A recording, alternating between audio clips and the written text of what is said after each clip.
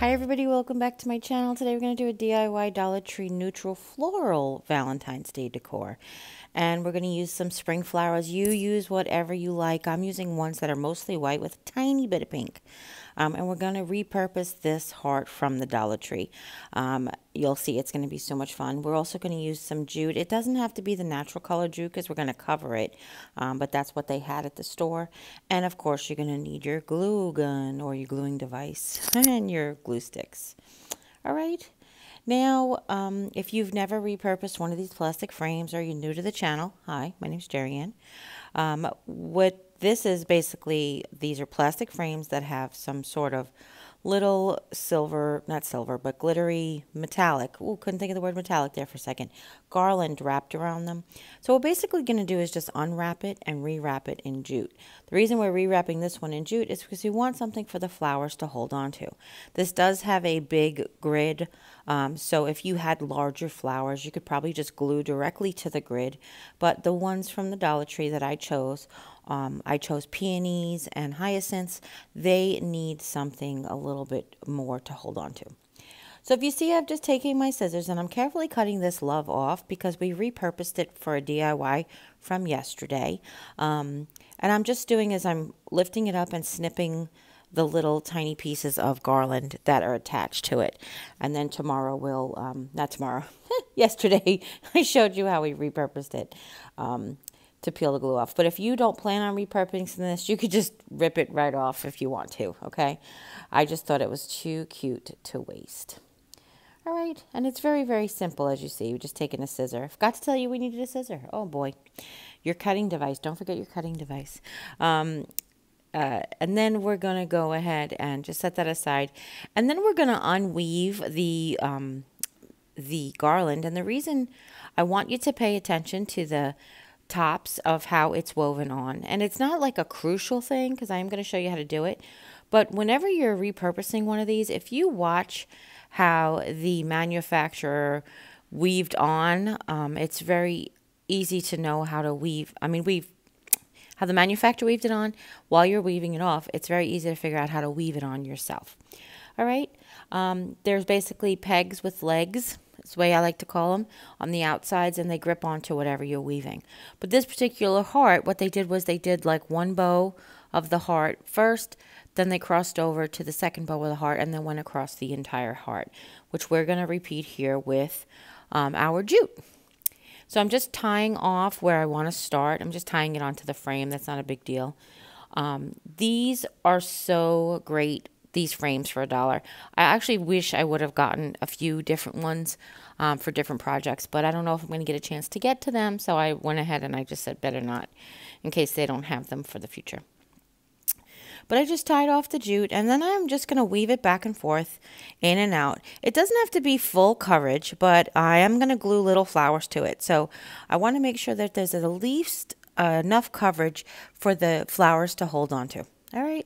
And again, like I said, this is an option. There's other ways that you can do. You could glue ribbon down on it. You can glue sheer fabric down on it. Whatever you want to basically put down for you to hold the flowers onto. This would be really cute if you had like sheet moss or like the 99-cent only store has like flat plastic boxwood. That would be really cute. I was thinking about that, but I know that not everybody can get to a 99-cent only store, so I kind of try to leave the 99-cent only project stuff out. Unless, of course, they have it also at the Dollar Tree, then I can supplement it and stuff. But I'm just going to be weaving back and forth, and what you do is just hook onto the little tees. I'm doing a couple of layers, and then I'm doing a couple like I crisscross, like a figure eight, a couple as well, just so that it gives some tension on the string. So when I glue the flowers on, the flowers don't like fall through. Okay, and we're just going to cover the entire thing, top to bottom, and then end it with a little knot at the end, just like how we started. All right, and you don't have to worry about the pegs on the ends, because what I'm going to show you how to do is we're going to cover those with the leaves from the flowers. I like the jute technique because you do get a lot of bang for your buck. I only used about a third to a half of the jute, so you can add that to 50 cents of the project, and the dollar for the wreath form, and then we spent $4 in flowers. Makes this a very relatively inexpensive project. Okay, plus a lot of people have a lot of jute at their house. All right, and I'm just going to tie the knot off at the end, which I'm having a little difficulty with. My arthritis was pretty bad this day. So, all right. Now, what I'm going to do is I'm going to take the flowers off. Now, from the Dollar Tree flowers, we've worked with them a lot of times before, as you guys know. I just like to pop the heads off. I don't necessarily cut them unless I need some stems for a project, but I like to just pop the heads off of the stems.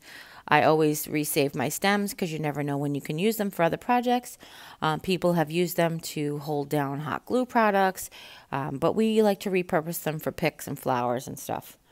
All right, and now sometimes with Dollar Tree flowers, not often, but the actual flower itself will come apart and the plastic parts will separate and loosen the petals. You can always add a dab of hot glue to that before you glue it to your item if you feel like you want to make it more secure. Like if this was going to be outside blowing around in the wind, I might take that extra step. All right. So what I'm doing now is I've pulled all of the leaves off. You get 5 petals. I'm sorry. You get 5 flowers per bunch most of the time. And then you'll get 5 sets of leaves per bunch most of the time.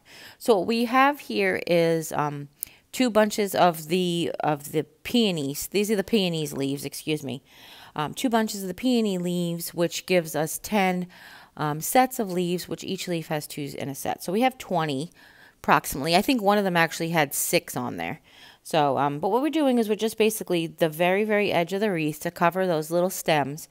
We're just gluing the peony leaves down on the edge. Like I said, we've cut them, so we've separated the leaves, and we're just overlapping. I'm starting at the bottom and I'm going around to the top, and I'm overlapping a little bit just to cover that edge where the little tabs are. All right, and I just thought this would also add to it looking like it was an actual flower arrangement instead of glued onto plastic canvas. And now we're just going to repeat it on the other side.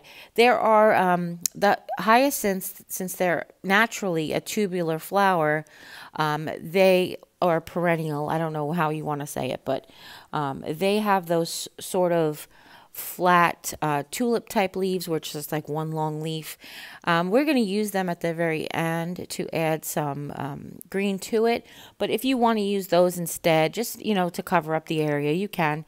That's just another option, or whatever leaves you get with whatever flowers you choose. Okay, I just love this combination of the hyacinths have a tiny bit of more ivory than bright white, and the peonies that I picked are mostly white with a touch, just like a kiss of pink.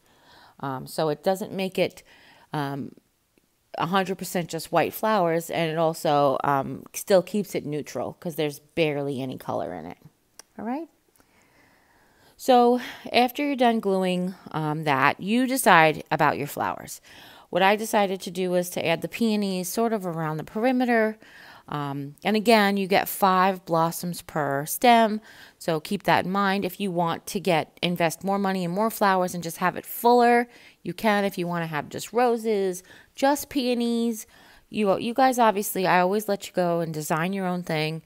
I'm just trying to show you techniques of how to achieve the look. I never encourage anybody to copy me 100%. I like you to just be creative and do your own things. Okay.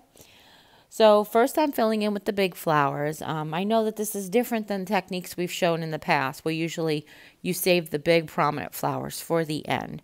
But because of the coverage that we're trying to achieve on this, I thought it would be better to put the big flowers down and then fill in whatever holes and holidays we had with the little flowers. Now, if I had more money, or I could invest more in this project, I would have probably just done peonies. Or had I thought about it like after the fact, I'm not what I'm saying. I would have just used the big peonies and done them secondary. But that's all I'm doing, is I'm taking the whole bunches of hyacinths. So the hyacinths each stem has a few different, has a bunch on it, and each bunch has a few different flowers on it. So for the first, I guess there's 10 bunches of peony, of hyacinths on the 2 stems. I've used approximately 8 of them as whole bunches, and I've stuck them in. And I actually like here at the tops of the bows, I kind of laid it sort of like semicircle around there, and I glued the end down so it would stay like semicircled around the top of the bows. But then the last 2 bunches, I cut the little blossoms off, and I used just the individual blossoms to fill in whatever holes that I had. And you'll see me here in a second. Like, I pick it up and I check it every once in a while. I pick it up and hold it up, how it will be presented, to see how I like it, to see if I need to fill in any areas that are heavy in one kind of flower or the other, or if there's any spaces, holidays as we call them here, to fill in wherever we need to stick in some extra flowers. Okay. Now, I did decide to go ahead and use the tulip leaves. I'd say tulip leaves, even though they're hyacinth, sorry. But they're tall like tulip leaves. But what I did was I did decide to cut them down. I didn't like the fact that they were so long that they would be too much green. But what I did was I cut basically just the tips off so it would look like a smaller leaf. And I filled them in wherever I felt like a little green would be. A little pop of green would be from here and there. So, like basically we stuck one there where there was a leaf missing at the very, very top. But tucked them in. I tried to make it as symmetrical as possible. And then what I did was I cut tips of leaves off and I stuck them just 2 or 3 spots in between the flowers, just to make them look like it was more of a live arrangement. But I really do love this. This is probably my favorite one we've done for the season so far. This was the one that the other day when I was not feeling like, not creative things weren't happening, I knew that this was going to take a little longer to do. So I could have just done this on Monday night, or Tuesday night, Wednesday night. I don't know. Whatever night I was having trouble. We could have just done this project, except I knew it was just going to take a little longer to do. Okay? Now, there's also Tiny Baby's Breath. There's also Queen Anne's Lace. All of those things would add to the actual layers of look and the natural flower feel of this. Now, if you also wanted to do the string thing and then put down moss, that would also be a really good. The string thing does help keep the moss in place, as we did for the bunny last Easter. Okay? And that's it. I actually didn't even put a hanger on this because of the openness of the plastic canvas. It stuck right on the nail. But if you want to, you can add a hanger or a ribbon or any of the things that you guys want. You know, I love to encourage your personal touches. Hopefully you like this video. If you do, give it a thumbs up. If you have any questions at all, please leave them in the comments down below. I will get to them soon, I promise. And if you haven't yet, click subscribe, and when you do, a little bell will pop up. When you ring that bell, YouTube will let you know whenever I upload a new video. And share this with friends and family. Anybody you know who might be interested in doing some neutral Valentine's Day decor, different options of doing different flower arrangements, or repurposing any of those things at the Dollar Tree, just for inspiration. All right? And as always, you take care, God bless, and we'll see you next time. Bye.